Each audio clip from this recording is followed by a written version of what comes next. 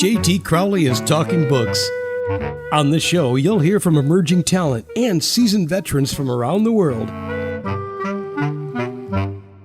Hello, I'm JT Crowley, and today I have the enormous pleasure of interviewing Jude Hayland from the United Kingdom about three of her books: Street SW22, The Legacy of Mr Jarvis, and finally, Counting the Ways. Jude has been writing for some time now, but has only recently got involved with writing long novels. Her books cover several genres, so if you love literary, contemporary genres about family and relationships, well, Jude Hayland is a new author for you all. So let's invite her on the show to talk a little bit about herself and her books. Jude, come and join me. Thank you. Hello, John. Good evening. And for us both in the United Kingdom, we are both on the same time level, and it's great to have the summertime with us. Indeed. Hoorah. At last. Jude, before we get into the books, can you tell us a little bit about yourself and how and why you came to write these phenomenal fiction books? Well, I have been writing a very long time, but initially I was a short story writer for women's commercial magazines back in the last century, 1980s, 1990s, that kind of thing. I started writing short stories and submitted them to women's magazines. I had an agent and had a reasonable amount of success. They were being published both in the UK and internationally, translated into various Scandinavian languages. I sold a couple of stories to Australia, but mainly Sweden, Denmark, Norway. But I'd always wanted to write longer fiction. After a while, magazine short stories are fine, but they are quite prescriptive.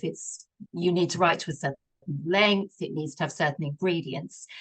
But it took me a long time to have the time, because I was also teaching and being a mother to my gorgeous son and all the other bits and pieces which go with normal life. But I eventually got around to doing an MA in creative writing, and that really spurned me into writing longer fiction and believing that I could actually write a full-length novel, which after all is very, very different from merely writing 3,000 words. So that is really what propelled me to leave the magazine fiction and to begin to write full-length novels. Wow, there you go, everybody. Jude, let's turn to let's open the books. Let's see what's in this magical writing of yours. So let's turn, Jude, to the last published book among these three books, Street SW22. Now, this book shadows the lives of five neighbours that have recently moved into Miller Street. They've never met before, bumped into each other, they've never known each other, and here they are planning events to create a centenary street party. Catherine, Sam, Lydia, Violet, and Frances are the main five characters in the book, everybody. They are on the committee of the centenary organising for this street venue. And it's fair to say that some of the characters have a little bit more say in it, a bit more oomph, a bit more forceful than others. And when you read the book, you'll see why I'm saying that. My question really to you, Jude, is where did the concepts of the storyline come from? And why did you give the characteristics to each of these strong characters in their own right? And I'm particularly focusing here so much on, say, Catherine, Frances, and Lydia to a certain degree. Spill the beans here. Well, because I write character-driven novels, I always start with a character, and Catherine was the first one that came to me. I actually was on a bus in London one day, and this woman walked past, and I thought, I need to write a novel about her. And I have no idea. She wasn't particularly remarkable, but that began the idea. And then I thought of the idea of Frances, the strong-minded, rather controlling character, vaguely, loosely based on somebody I kind of remotely know, I have to admit. And the character of Lydia. Now, Lydia is probably the character who I felt most driven to write about. Readers, hopefully readers, when they read the book, will understand and see why. Lydia is an invalid at this point in her life, has recently been diagnosed with an illness. And it was very much based on my mother. My mother had a very long, distressing illness, a final illness. And I wanted to write about it, not directly, not in an autobiographical way, but I wanted to make use of the emotions that being very, very close to somebody you desperately love, the sort of notion, the emotions that provokes. So that was where Lydia came from. And then I needed something to bring all these characters together because they were all sort of abstruse, had no particular connection. They don't. And when I lived in London, back in the 1980s, 1990s, before I moved down to Winchester, where I live now, we had a street party in the road I lived in. And I remember some of the events of that street party. In actual fact, I wasn't on the organising committee, but that I suddenly thought I could make use of that. I could bring people, because you live in a street in London, and apart from your immediate neighbours, you really don't know who lives 2 or 3 doors down. And so I thought that was a good catalyst to bring these very diverse characters together. There you go, everybody. I do like Frances. She's a very bossy character, everybody, but if she was a bloke, she'd have a size 9 2 feet and put both feet in it at times. I'm really pleased you like her, because I didn't want to make her despicable. I wanted her to be real. One of those people you drive you mad, but then you forgive her. Yes, she fits those characteristics very well. Jude, let's go to the preface of the book. This book's preface, Jude, I found a bit of a mystery. For you talk about a young man's last day at his work, destined for a new job abroad, with better potentials. I sort of believe him do. And dare I say, nowadays, he wouldn't have driven the car home. But in 1966, that's what the norm was, driving home after a boozy night out. Yeah. Why I found this preface a mystery was, one, you don't name this character, who this young man is. You just refer to them in the third person. Two, a mystery incident occurs involving a pair of shoes. And three, you touch upon the Aberfan school disaster that occurred in Wales, which most of us remember here in the United Kingdom. And finally, you set the preface in 1966, when the rest of the book is mainly set 40 years later. Why the storyline to the preface, and what's the significance to the rest of the book? Well, I can tell you a little bit, but obviously I don't want to give away the whole story, because people will read and find out once they get to the end of it.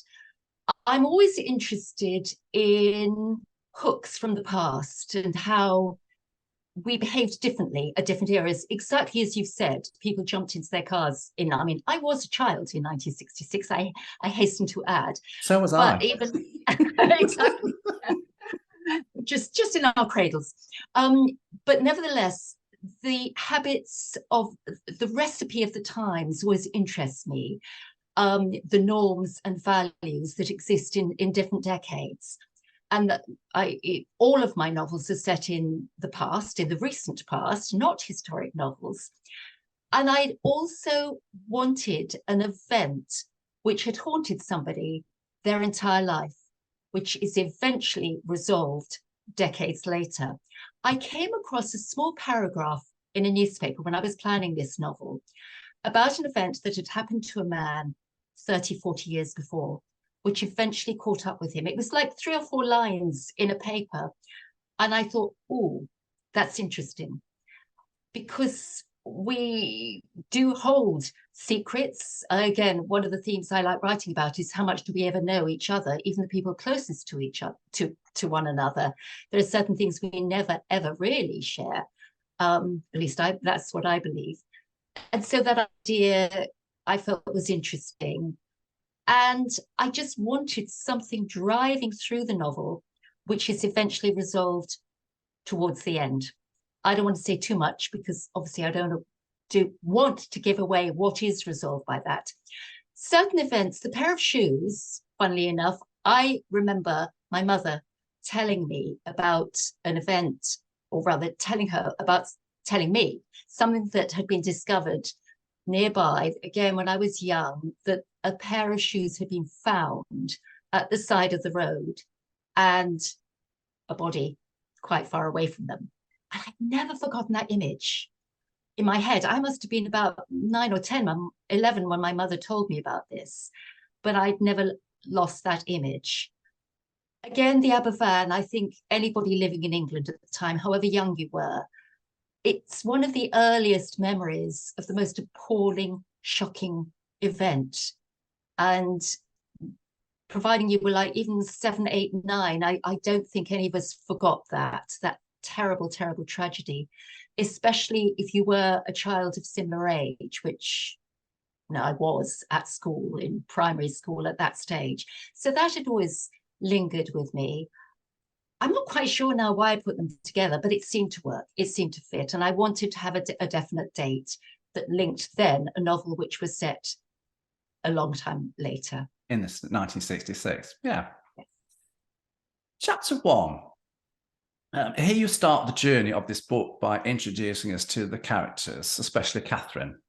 Yes. Catherine Wells. She's selling her house after her husband's death and moving into a flat in Miller Street. And here you introduce us to domineering Frances. I love Frances. And then you've got Sam and Lydia and their relationship and the circumstances that they found themselves in. And the journey back from the clinic. This is all in chapter 1. But not Violet. You don't bring Violet in at the moment.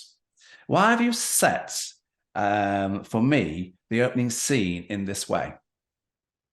I didn't want to introduce too many characters that could overwhelm the reader. I know myself when I'm reading a new novel, if there are too many people all at once, I always get confused. I've got to make notes. Who's that? So I thought I wanted to introduce those central characters to get them established. But the other important character who contributes quite a lot, but is not quite as important. We don't go inside Violet's head. We don't. We go inside the other character's head. So it was important for me to establish them. But Violet is a little bit more periphery, and so she could wait a bit. And I wanted to make that distinction that although she counts, she's the sort of more decorative element and a bit of fun, a bit of light relief, if you like, but not quite as important because we weren't going to know her thoughts. And I thought it was enough to introduce readers to that number in the opening chapter. Because it's important, isn't it, for an author to get the reader's attention very quickly. Yes. You might have a brilliant ending, but if you haven't got a brilliant start, they're not going to read the brilliant ending. Yeah, absolutely. That hook is all important. It is. Now, I'm not going to give away the whole book here, everybody. If you want to know what's in the entire book, well, there's a very simple answer to that. Go and buy it. So we're just picking random chapters so that you get a flavour as to what these books are. So I'm picking random chapters out of each of the 3 books.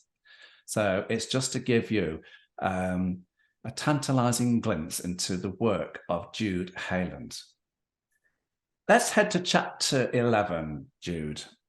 It's particularly interesting. You start the chapter with Frances' visit to a church. And and also there are letters here to a Charlotte Prideaux. And you were also talking about her former husband, Andrew. Now, as I said, Frances interests me. That's why I picked this chapter. With with her her approach to things and how She copes with various things in life, and she's desperate to know about the relationship between Sam and Lydia. But she's a bit of a bull in a china store going about this. Yeah. But that's what I love about her. And I think this is you ratcheting up the tension, twisting the storyline to keep the readers enthralled. For me, it embodies the essence of the book. What's your thoughts here about this chapter, and why did you write it in such a fashion? Yes, I felt it was important to see Frances for all her annoying habits.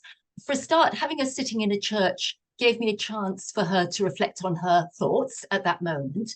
And I felt Frances is somebody who likes to be establishment. I could see her sitting in her pew in her Church of England, because this is what you do on a Sunday morning, put your smarter clothes on. It seemed to fit in with how she saw herself and how she wanted other people to see her. So that established her. And as I say, it gave me a chance to have her reflect about what's going on in her head.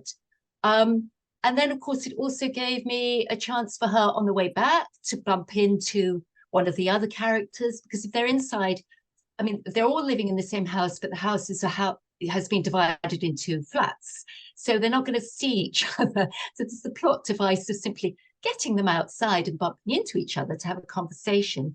And secrecy is an important part of the novel. Each of them keep secrets from each other. They don't know each other well at all. They're beginning to get to know each other. She's got a very big secret she doesn't want the others to know. So has Catherine, in her way, less major, but nevertheless something she doesn't wish to share. And this is a chapter, I think, where you're beginning to, hopefully the reader is beginning to wonder a little bit more about how everything fits together.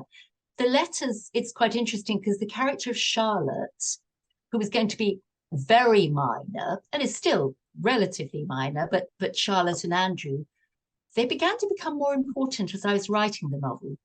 And the letters was a way of including more about their personality plus Frances' personality. So I feel chapter 11 is a point where things are stirring. It's the last chapter. I've divided the novel, I've structured it in 4 seasons. So we start in autumn, we go autumn, winter, spring, summer.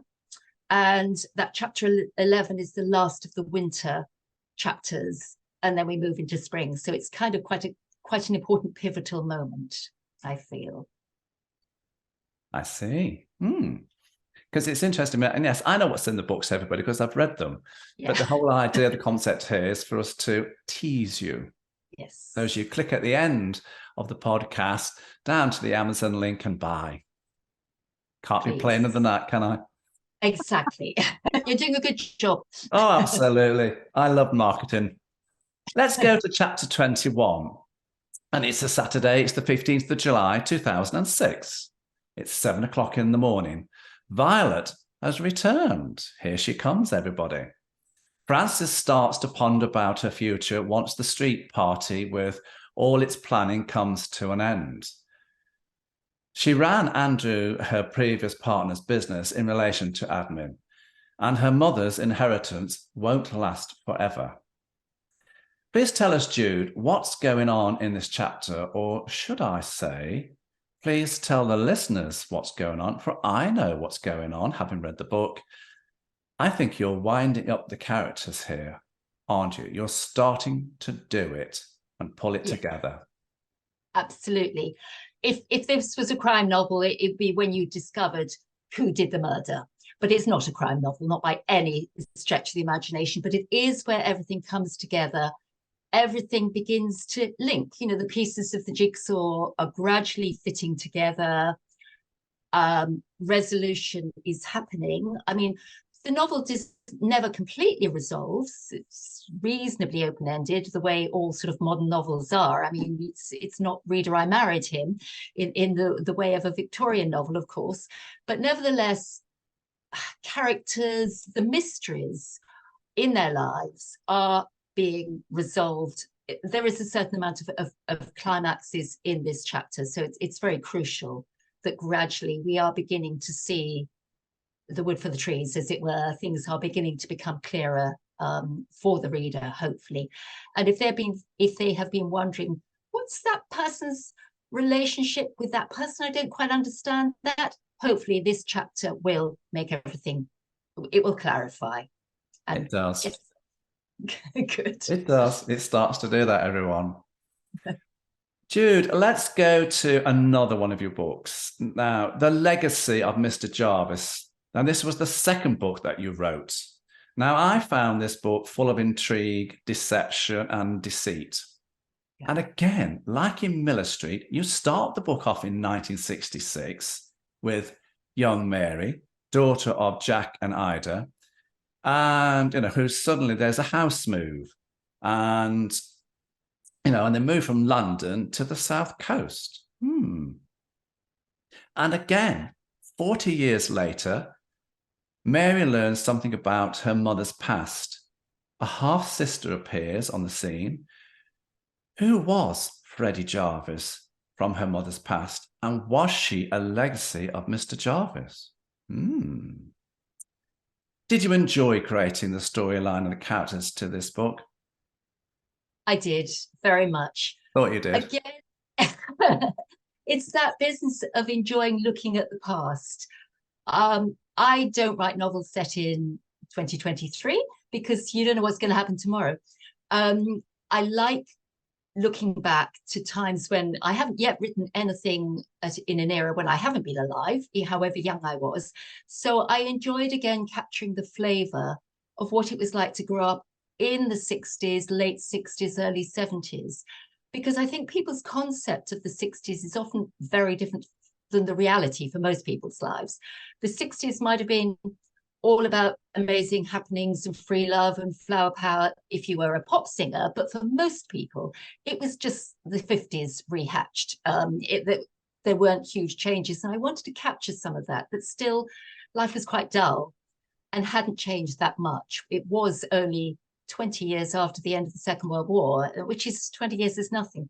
And the attitudes hadn't moved on for most people in most people's lives. So I was interested in that. The South Coast, my grandparents actually lived in Brighton, and the late 60s, early 1970s was a time I very much remembered what it was like going down to the South Coast. And I was a child of that era. I hasten to add, my parents weren't nothing like Mary's parents at all. We had great fun as children. But I don't want to write about people I know. I want to create characters. But I remember other people's parents, like Mary's parents. Everything very, a little dull, a little correct. As I say, my father was a journalist. My childhood was very different. But the childhoods of friends I viewed were more like Mary's. I enjoyed the detail, what shops were like, how much things cost, all those things that I could talk about, the clothes people wore. Wasn't it the hot pants? Weren't the hot pants coming out in that time? So, yeah, well, that was late. That was sort of 70s. Yes, early 70s. Absolutely, early 70s were, yes. It went from sort of knee-length skirts to very mini skirts to hot pants. So, yes. And flare trousers. I did want to capture that. But I wanted the dual timeline. Exactly, absolutely. So all those details I enjoyed. Wow. Why did you write the preface in italics? For me, this is a fundamental part to your book. Would you agree? And so yes. Why the italics format and the upfront message here? Why? Well, I'm not sure italics, I would do it again, quite frankly, which is an interesting thought. Somebody said they find italics hard to read on a purely practical level. But that aside, I felt it very important to create that sense of mystery from early on, again, to hook the reader. The fact that something was done and that Mary wanted to find out what it was, it seemed to me important to establish the dual timeline of the novel from the very start. So the preface is the later date of the adult Mary, and then switching to 1966 of the child Mary. I wanted to get that established in the reader's mind from the beginning, so that the dual timeline wasn't going to come as a shock, chapter 3 or something like that. It was there from the start. Wow. Chapter 1 in this book, Jude, I'm going to read the first paragraph. So it starts off with, "This is where I have to begin. This is where the story of the past has to start. After all, before we moved to the house at 8 Seaview Parade to live close to the sea, our lives were blithely ordinary with nothing note to recall. We were simply Ida and Jack Foster, my normal, predictable, faintly dull parents and me, their only child, Mary Elizabeth, whose dark brown wavy hair refused always to lie straight, our skin that was prone to freckles. And we were living normal, inconspicuous lives in our semi-detached, pebble-dashed house with a bit of garden at the front and some more at the back in a suburban slice of North London. But then the tea chests arrived." Do you think, my question really to Jude here is, do you think that between the preface and this chapter 1, this is a powerful opening to get the readers to turn again to get into this book? Well, I rewrote it many, many times. And interestingly enough, I originally, although this is my second novel, I originally submitted early chapters as part of my MA. And again, that's the reason I rewrote them. And I played with doing something more complicated. And in the end, I decided I actually wanted a very ordinary, factual statement, because following on from the preface, it's clear that Mary needs to go back as an adult, and I needed to cast the mind of the 11-year-old, thinking as the 11-year-old. So I wanted to make it quite simplistic and straightforward and to get the facts there. But then the tea chest arrived, hopefully hooks people out of just, oh, normal dull parents, where's this story going? How much can we read about dull people? And getting it onto a more interesting level, hopefully. It's quite hard writing about people who aren't exciting, I suppose, in some ways, but it was very important to get the prosaic nature of their lives. But hopefully the preface had already linked into the idea that there was something being hidden. So I played with it, and eventually, after changing it hundreds of times, that's what I came down to. So I hope it's worked. I think it's worked. Jude, let's go to now, when we chatted and we were working together to put this podcast together, I asked you what chapters would you like to concentrate on, so as to give the listeners a fair understanding of what this book is about. Well, as I said, we can't and we don't want to go into all the chapters. We would be here forever and a day, quite frankly. That's not the whole idea. It's a tantalizing tease, everybody. And I've said it before. But you said, Jude, there was one significant and essential chapter that you wanted to talk about, and that was chapter 16. Why? For it's about the policeman's visit to Jack and Ida's house and some fascinating news. Now, don't give it all away, but tease us here. Dangle the carrots. Why this chapter? It's pivotal. It's pivotal for Mary, because Mary's life is predictable and normal and ordinary, she thinks.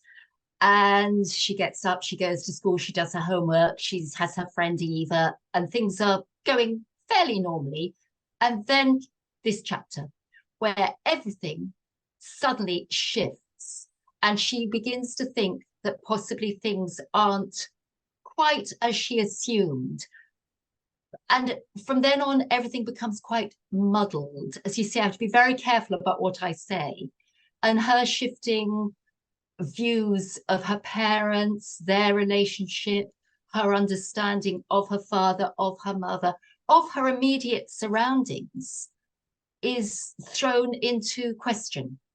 So it is a very important chapter, one that I rewrote several times to get it right, because Mary's got to remain ignorant, partly ignorant of the truth, but the reader's got to know enough to make them curious. And of course, it's not till later everything links in, but it certainly is a very important. It's a mini climax, one of several. Yes, it is, and it's very well written, everybody. Now, what fascinated me in chapter 23, we are skipping through the book, everybody, Jude, was the letters. Yeah. Those 2 letters. Yeah. They're in italic. Very briefly, why? I wanted the sense that to leave to the reader afterwards a certain question as to which way Mary goes. There are 2 directions her life, you could say, can take at this point. And she's considering, without giving it away, which direction to take, whether to delve further into something or whether to close the door on it. And I was not sure myself as the writer which way Mary would go. And I wanted to leave it to the reader so that they could resolve for themselves which way they thought Mary, which decision they would make. And actually, it's proved very useful for book group discussions, I've heard, because book groups get very different people think, oh, no, I know Mary would have sent this letter. No, I think she would have sent that letter. So I wanted it to be equivocal, to leave the end up to the reader in many ways. And it saved me from making that decision. And it's the open-endedness that I quite like. Life is often so open-ended. And so the reader can say, well, what would I have done in that situation? Yeah, I think it's brilliant. Those 2 letters. That's why I wanted to bring them in there. Thank you. Okay, everybody, let's go to Counting the Ways, the 3rd book in the podcast, but Jude's first book. And again, it's very different. So the prologue and the first chapter, like in any good book, rightly sets the scene with sufficient enough to want the reader to inquire more into what the book is about. Do you, Jude, think that the prologue here in this book, where we see Archie introducing Grace, the 2 main characters, to an idyllic home setting in Jacob's Bottom, after being married for 16 months, and chapter 1, which starts off with Grace could not particularly remember the planning that had taken them to Jacob's Bottom. Does that, and what's so special about that opening scene? And again, do you think that was powerful enough to get the listeners, the viewers, the readers intrigued? Because it got me. Places are very important in this novel. Oh, places are always important in my writing. I'm always intrigued by buildings, homes, houses. And certainly the different locations in this novel are very, very important. So I wanted to establish one of them from the beginning, which is this Jacob's Bottom, which is a name that just came out of, I don't know if it exists. Where did you put that from? I don't know. It just occurred to me. So I felt it was important, and to establish something about their relationship, that Archie appeared to be in control at this point, and Grace is quite so much submissive, because that sounds as if she's repressed, which she isn't, but she's happily taking the lead from Archie at this point. And I just wanted to establish her character, his character, and I feel that in the detail and the way they react to each other and the way he has chosen this place for them to live and how she agrees to it seemed to be very key, considering what happens later. So it seemed important to me to establish the place. The place needed to dominate. You did indeed. Chapter 10, Jude. Now, I found this chapter curiously fascinating. Hester, which is Grace's mother, has for some unknown reason accepted a dinner invitation from a Kenneth Harper. He's a rich, repellent, rude man who thinks, having snared his prey, he's on to a winning streak. But this topical discussion that he has around the dinner table and his manners leaves Hester very cold. So much so, she storms out of the restaurant. And I think most women at that stage, if they had gone to that dinner, would have picked up the glass of wine and chucked it all over the bloke. She writes a letter to her distant husband, Fergus, of 30 years. I think she still has feelings for Fergus. Am I right? And is this the reason you set the scene here in this chapter? It's, no, I'm not going down other relationships. I still have an inkling, a leaning to my past. Yeah, definitely. I think I'm a bit of a romantic at heart. And I loved writing Hester. She became more important in the novel than I originally intended her to. And I could understand Hester. She's a strong woman, but Fergus, even though they have been estranged for years, he is still the only man she's really loved, however much he's been remote and been doing his own thing. So yes, there is this residual. I think she discovers that she does still love him, even though she's almost not conscious. It's almost a subliminal love that's there. And of course, he's the father of Grace, of her daughter, her only daughter.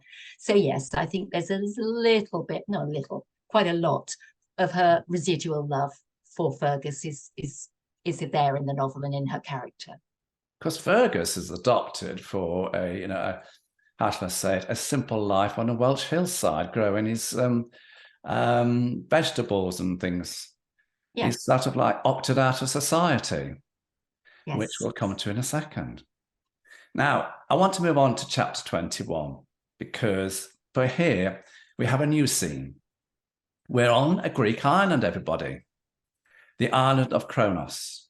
Grace has had her baby, who I believe you don't give any clue to the name or the gender of the baby. Hester has come to visit her daughter, but there's a long telephone conversation between Hester and Fergus about Archie. Now, Archie is Grace's husband, everybody, who has gone away, disappeared. You need to read the book to see what Archie's character is all about.